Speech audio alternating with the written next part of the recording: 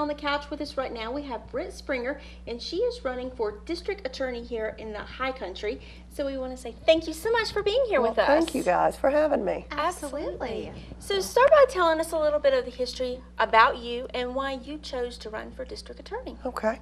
Well, I live out in the Deep Gap community, and I am married. My husband works over at the post office, and I've got 2 little ones. They both attend Greenway. They keep me busy. But on the other side, I'm actually a prosecutor here, and I've been an assistant DA, assistant district attorney for 11 years, since 2003. Wow. Okay. I decided to run because Jerry Wilson, my boss, wonderful mentor to me, had to step down early, and I wish him all the best in his health, but now it's time. I'm stepping up to the plate. Very good. So we were talking a little bit before the show that you really want to emphasize people getting out there and voting. That's right, because the district attorney's race is actually going to be decided in the primary.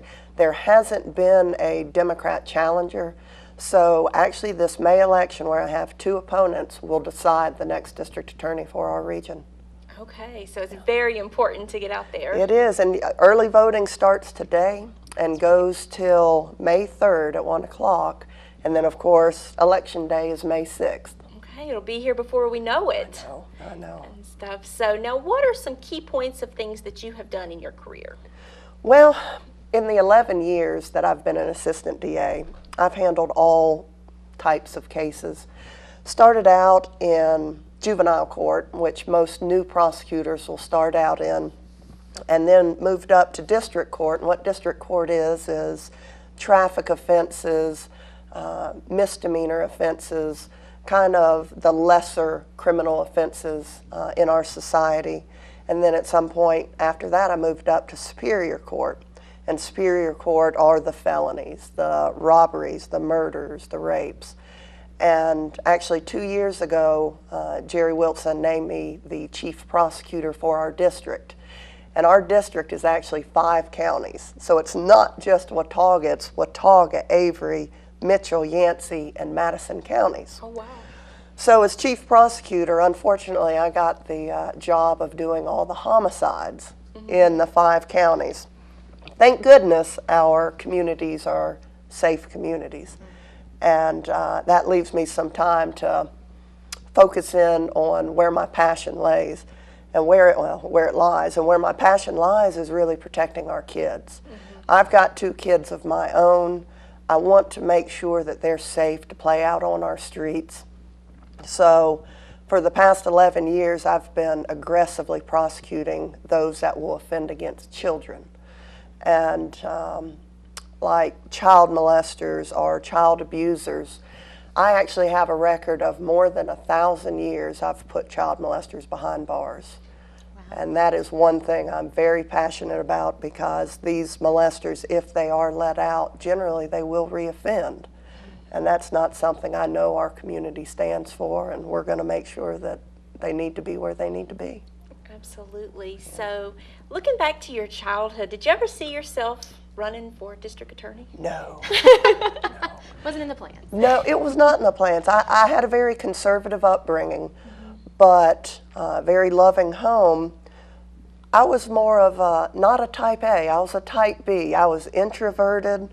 I know when I reached high school, I took a speech class, and I was the worst person in speech class. So now I actually make a living arguing in front of a jury to make them see the state side. So it came late in life, but it's one thing I'm very proud of. I love being able to get up and tell the side of the people, of the victims of crimes. Right. And turn around and give them a voice in the courtroom, and that's what I've always striven to do. So this is a big change for you, having to speak in front of people. I know. Generally my best audience is 12 people in a box. I'm very good at speaking to a jury, but once you start getting out and talking with people, it just opens up a whole new world. It does. Because it's a wonderful, I've got on this campaign been able to meet so many wonderful people that generally I'm not going to meet in the courtroom. unless they're sitting on a jury, I'm seeing a whole different kind of clientele. Absolutely. Now, can you talk with us about some of the main responsibilities that come with being the district attorney? The district attorney will handle all criminal cases throughout the district. What happens is we have 7 assistant DAs, and they are based throughout our counties. And what their responsibility is, in some of our small counties, they'll prosecute anything from a speeding ticket on up to a murder charge. The district attorney has always been one who, on the most serious cases, will sit in and try those cases. And if elected, I vow that I will be in on the most serious cases, the homicides, the child sex abuse. These kind of cases are most important, and we need to have the most experienced prosecutor we can have.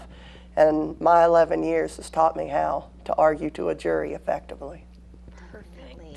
Now, what can you tell us about the campaign process? What has it been like for you? Well, for someone who is new to campaigning, it was a struggle at first because you're in a whole new world. Right. Politics never should enter into the courtroom. So for 11 years, I was strictly apolitical. Just, I will treat everybody the same. Right. And then suddenly when you're thrown into the world of politics, you realize you got some catching up to do if you've been in the courtroom and don't really know how to play a game. Right. And politics, I'm afraid, is a chess game.